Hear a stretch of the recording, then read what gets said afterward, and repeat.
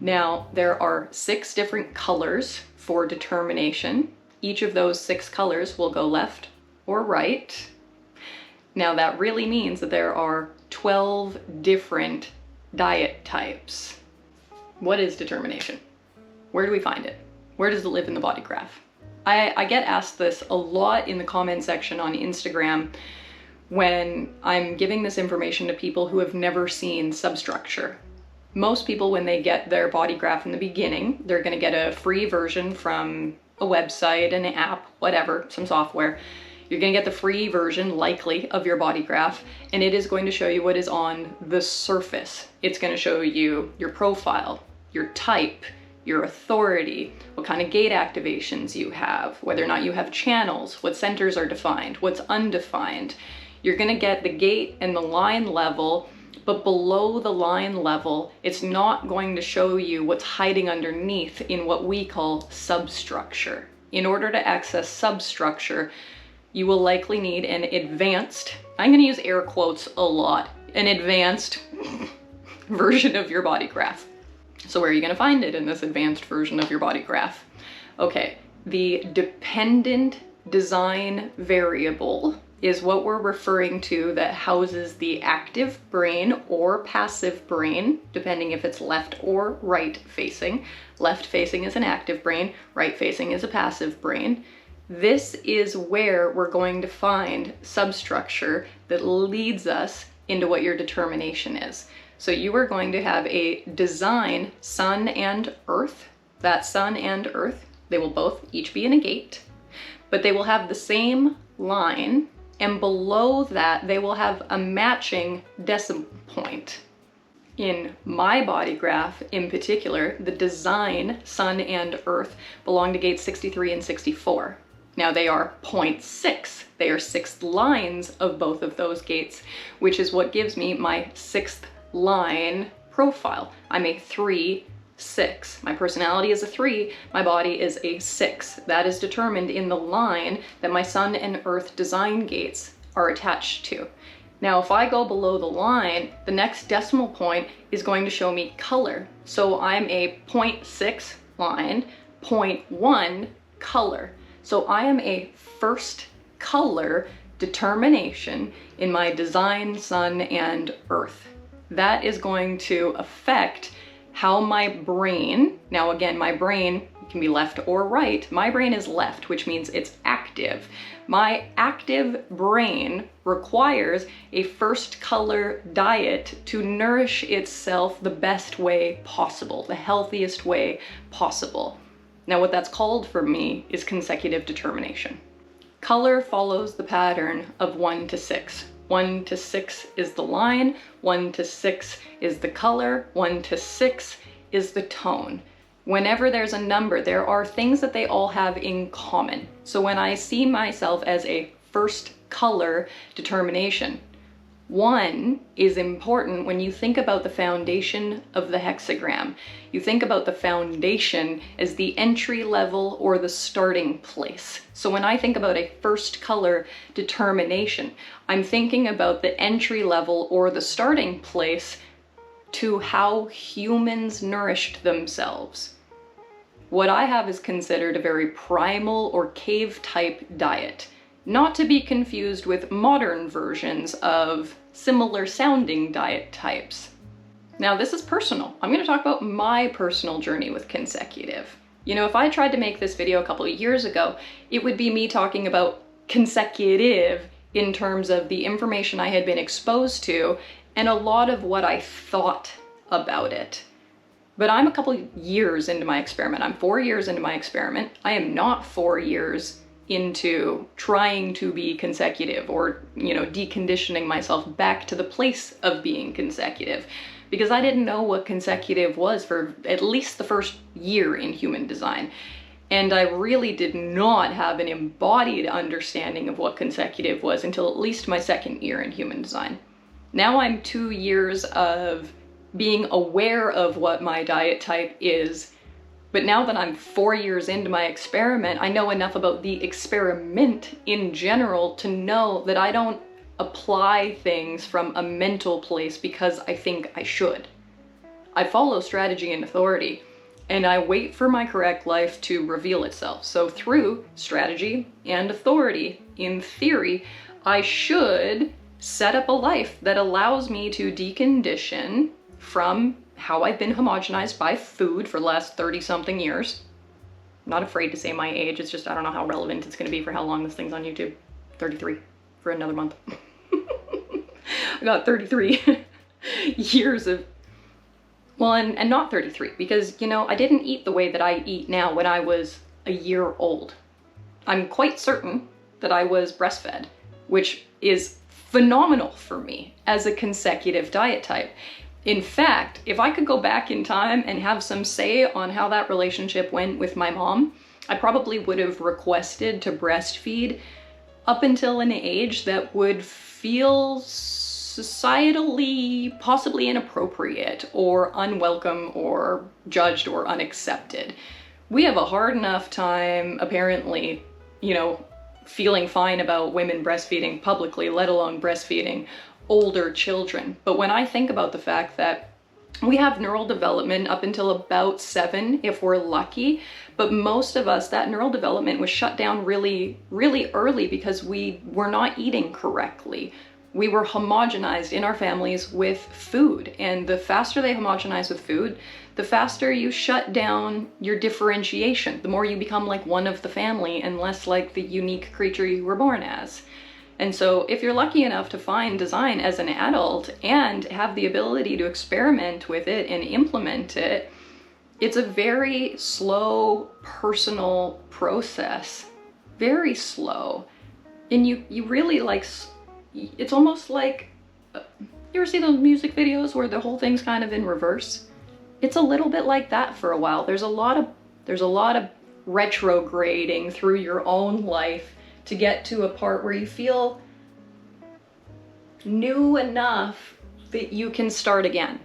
When I first encountered source-based information about what it is to be a first color diet type, Ra really talked about it in such a reductionist way that it made me very angry. It made me very annoyed, and you know, it was from a mental place because I was trying to mentally understand everything.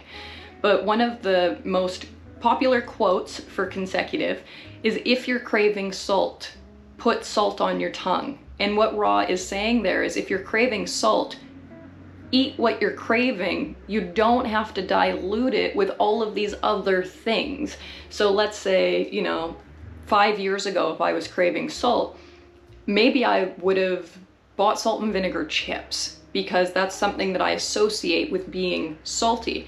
But I would have had to consume so much food, so much food-like product.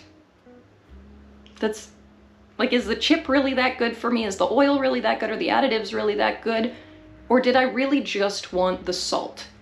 You know, it's kind of funny. 1.5 years ago was the very first time I just put salt into the palm of my hand and licked it. And it was so good. It was exactly what it was everything. I just kept dumping salt into my hand, and when it was done, it was done. I did what my body needed me to do with all of that sodium. But I didn't need to consume a whole bunch of extra empty garbage calories in order to get what my body really wanted. I remember one of the days that consecutive hurt really bad because I was very much in an intellectual place, and it was just like one ingredient over and over, one single ingredients. And so there were so many different ways to look at this. Part of it was me being a wise ass and being like, this is a reductionist diet. This is an elemental diet. Why do I even need to eat food? If I really need, you know, magnesium, why don't I just go take some magnesium rather than looking for the food that's going to give me the elements that I need? I started to get angry, as if consecutive wasn't about food at all. It was about the building blocks of food. And I was mad because I'm taste cognition. How things taste to me is so important. It's such a driving force of why I engage with anything, not just food. So for me to feel like I felt like I was being punished. I felt like I was being told, you're not allowed to enjoy food that tastes good. taste is not a reason why you're allowed to eat anymore. You eat simple and you eat for elemental, otherwise you are wrong and you're doing this experiment wrong. Third line, shame. It used to be a lot harder to do. It used to be a lot harder to do the experiment, but I didn't necessarily know it was harder because I didn't have anything to compare it to, and I also didn't know how much easier it was going to get as time went on. Because as time goes on, my body is more correct, which makes it easier to use my body to live a correct life. I remember a day that consecutive hurt was a day that I went to the grocery store and I bought a really big bag of peas. Raw, organic, washed, ready to eat peas. And I'm sitting in my bed working, snacking on peas.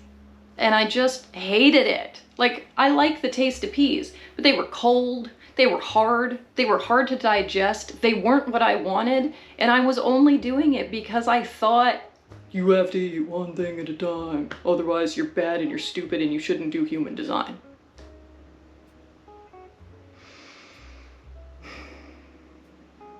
It hurt and it was uncomfortable, so I gave up. In fact, I completely rejected paying attention to how many ingredients were in the food. And instead I flipped and I started letting taste lead the way. If it tasted good, great.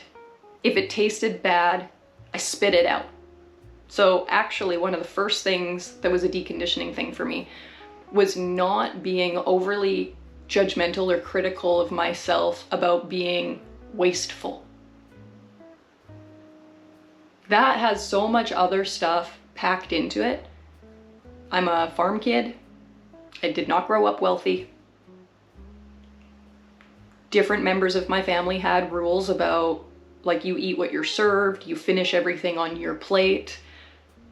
I was not allowed to leave the table before I was done eating. You know, I was the kid that would try to sneak off to the bathroom to spit something in the toilet because I couldn't swallow it.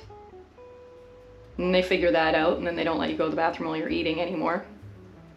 I would get the flick in the side of the head because I'd be sitting there crying an hour later after everybody else had finished and I wasn't done yet. Now, this isn't every meal. It's not everywhere I ate. My mom was not like that. But there's, you know, we all have so much different variations of conditioning around food. And so part of what was actually really powerful for me was saying fuck it and doing the thing that felt good. And I figured out clues along the way. So if something tasted good, I started to recognize that the foods that were going to feel good in my body would make me salivate when I would think about them. If I run a food through my memory and I don't salivate, that's a no for me. So I use my cognition to support my determination. Another really important nuance of being consecutive is the center definition that you have in your body graph and how that affects corresponding organ systems. Being someone who has a defined spleen, I have a natural ability to digest meat. Now, also having a defined ego, that is going to enhance my ability to digest meat. My ego is with my stomach. There is a lot of heat and acid associated with my stomach. If I have digestive issues, they tend to be related to acid. I sometimes get heartburn. When I was pregnant with Maven, I experienced a lot of heartburn. Something that's interesting about that is Maven experiences heartburn, and he has since he was 3 or 4 years old. Now, even there, like, Maven's determination is hot thirst, but I don't approach Maven from a, you have to have this. Like, I know, even though I know the right way to condition my son for his diet, I don't believe in conditioning my son for his diet. Maven is a pure manifesting generator. He has a pure response. Not only is he hot thirst, but he's smell. So I will never try and get Maven to eat correctly by pushing things that define hot thirst. I'm always going to say, do you want this? You know, so he has the chance to go, uh-huh, or uh-uh. You know, do you want it this way? Do you want this or that? You know? And sometimes if he goes, like if he's, ask me differently, I say, smell it.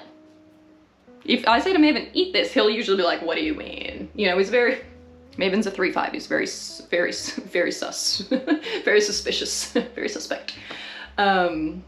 He doesn't trust. He doesn't trust. So I go, smell it. Smell. First tone, foundational. Smell it. If he likes the smell, he will trust that he can eat it. There are so many different ways that we will interact with our determination. It's not just this is what consecutive is. I think that my relationship to food would be really different if I didn't have a defined spleen and I didn't have a defined ego. If I was consecutive, but I was a single channel in the solar plexus, there's a really good chance I'm gonna be eating fruit on repeat, way more sugar. Whereas the things that I tend to eat on repeat are very salt, very fat, very protein. Okay, 2 other things I want to talk about are nostalgia and gyoza determination. I have to acknowledge nostalgia in my food because part of that like retrograding through my eating experience is that I noticed a lot of what my cravings were meals that were really important to me as a kid, probably heavy conditioning meals. Think about like the holiday dinners, Christmas dinner, Thanksgiving dinner, you know, the turkey mashed potato stuffing kind of thing. That's a very, very conditioned, traditional, cultural meal. You know, what was my favorite thing that was made for me on my birthday? What were favorite outings I went to as a little kid? So I can slowly go back in time, and what I noticed was each one of my cravings seemed to come from a younger and younger and younger and younger age, until I honestly felt like I had kind of hit the beginning. And then I started to develop more according to my own personal tastes. Gyoza determination is one of the nostalgia foods. And gyozas were something I had kind of fallen in love with. And I started to make them, you know, my recipes, if I get an online recipe, I almost always naturally would delete like half the ingredients in it. I want to be able to taste the actual like singular flavors in a dish. I don't like when things are all shmush together. All of the flavors must stand out. So if I'm going to eat a gyoza, I have to be able to identify the sesame oil, the ginger, the pork, the carrot, the cabbage. Like each one of those tastes has to come through or I'm going to continue to eliminate them. But one day when I was like, you know, I'm just gonna eat what feels good and what tastes good. So I made gyozas. And the next day I felt the same, so I made them again. Well, lo and behold, I ate gyozas every single day for 3 months.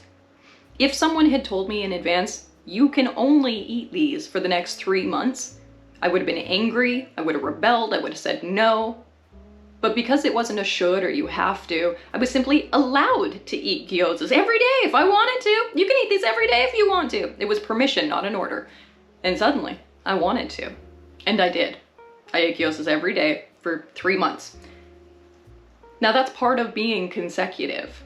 I might not be one ingredient over and over and over again, but one dish on repeat, that's gonna be one of the first signs that you're like coming into your version of what your consecutive is when you start repeating the same things over and over and over and over and over and over again.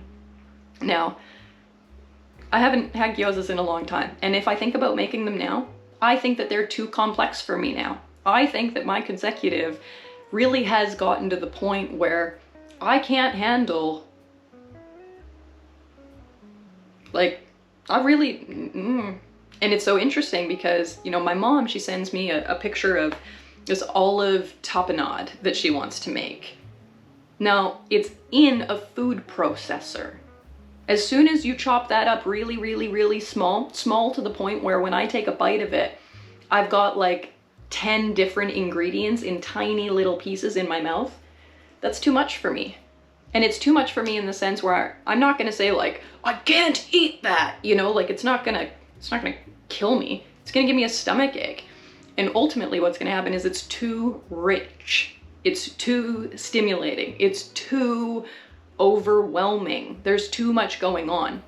So what I learned actually was if I eat things that are very combined, I'm going to eat significantly less volume. Now, I'm a slender person, and from a calories perspective, that's not a good idea. It's not a good idea for me to eat very small amounts of very heavy, complex things, because I'm not going to get a lot of nutrition out of that, but I'm going to be very overwhelmed. Whereas if you say, here, Sam, here's an entire steak. Would you like this instead? I'm almost always gonna take the steak.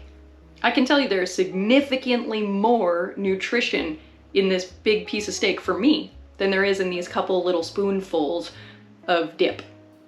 We're not dip people. I didn't expect to be able to talk this much. Sometimes it's hard for me to get going, but apparently not on this topic.